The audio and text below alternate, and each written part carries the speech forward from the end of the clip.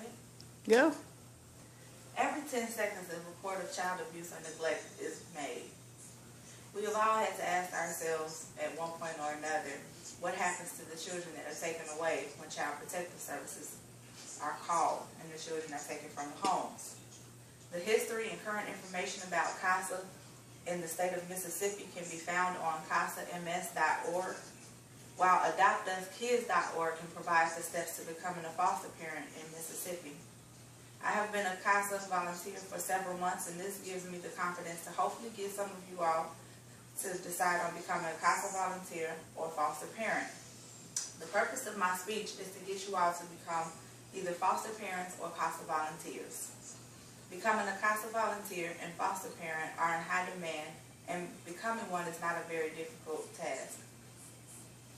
CASA volunteers are court-appointed special advocates that are appointed by a judge to advocate for the best interest of the child. This may include, but not be limited to, the reunification of the child or children to their parents, seeing that they are placed with relatives or in some cases made available for adoption. According to the casams.org website, children that have a CASA worker spend less time in the courtroom and foster situations and have a better chance of obtaining permanent placement. These children see a host of people once they are taken from their homes and need someone to be a constant in their lives. And this is where CASA steps in to advocate for them, as well as provide them with the consistency they need to remain productive.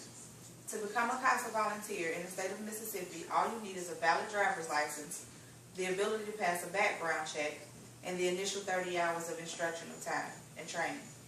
The statistics on childhelp.org are too alarming to overlook. These children need someone to advocate for them, as they have already been abused or neglected. That brings me to my next point. Aside from having someone that is there for these children to investigate and advocate for them, they also need to have a stable environment where they can lay their heads at night. This is where the role of a foster parent comes into play. The adoptuskids.org website provides a detailed breakdown of the proper steps to take to become a foster parent in the state of Mississippi. You will also find that becoming a foster ensures these children will be taken care of and provided for until a court decides a permanent plan for the child or children. Being a foster parent will give these children a sense of structure they need to become more responsible as they go through these transitions.